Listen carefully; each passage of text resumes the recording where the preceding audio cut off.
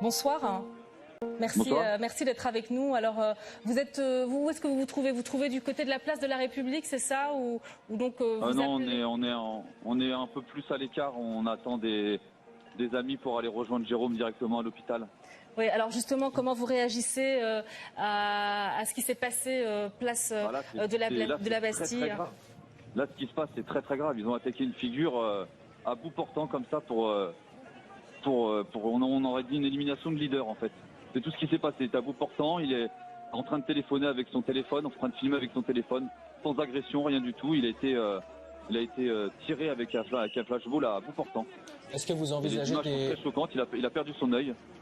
Et c'est très très grave. Là. Ce qui se passe ce soir, ça va vraiment être très grave. Vous lui avez parlé à Jérôme Rodriguez?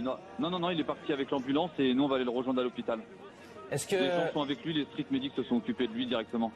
Est-ce que vous envisagez des poursuites dans les heures à venir? Ah bah là c'est sûr, il va y avoir un communiqué. Là c'est très très grave ce qui s'est passé. Ils ont attaqué une des figures des Gilets jaunes.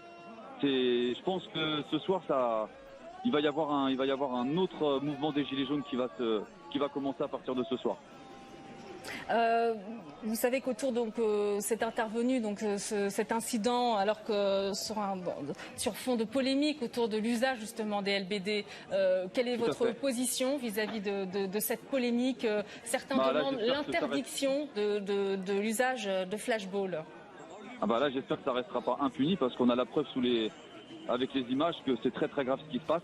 Et là du coup c'est directement sur une des figures des Gilets jaunes, donc j'espère que ça portera ses fruits et que cette arme sera interdite et que les personnes tirées seront jugées et seront vraiment jugées très sévèrement par rapport à ce qui s'est passé. On parle évidemment pour les forces de l'ordre des fameuses caméras piétons, ils s'en sont équipés. Laurent Nunez, le secrétaire d'État à l'intérieur, l'a confirmé hier. Est-ce que suite à cela, il peut y avoir une nouvelle polémique qui va être lancée? Comment est-ce que vous allez interpréter les images de ces caméras piétons si elles sont là? J'espère que ces caméras seront allumées parce qu'apparemment ils n'avaient pas pour ordre de les allumer forcément en cas d'attaque. Donc du coup j'espère que les images seront là et que la caméra est allumée surtout. Parce que nous, de toute façon, on a plusieurs vidéos, tout a été enregistré et on est prêt à faire usage de ces vidéos. Et si Éric Drouet, évidemment le policier qui a tiré sur Jérôme Rodriguez n'a pas actionné sa caméra qui est positionnée normalement sur son torse? On a nos images, on a les images du live de M. Rodriguez, plus les images quand M. Rodriguez est à terre en train d'être soigné par les médics. Vous estimez que c'est une tentative d'intimidation? Mais là, c'est carrément une tentative de meurtre sur une figure des Gilets jaunes, même je dirais. Est-ce que vous vous sentez menacé? Oui, ce soir, oui, c'est sûr, oui. Alors qu'est-ce que vous allez appeler pour les prochaines heures? Comment est-ce que vous comptez agir? Nous, déjà, on va se rendre à l'hôpital et je pense que là, l'ensemble des Gilets jaunes va déclarer l'état d'urgence par rapport à tout ce qui se passe aux violences policières ce soir. C'est-à-dire l'état d'urgence sera fait dans la soirée de toute façon. Mes amis, ils le disent eux-mêmes qu'ils ne sont pas leaders.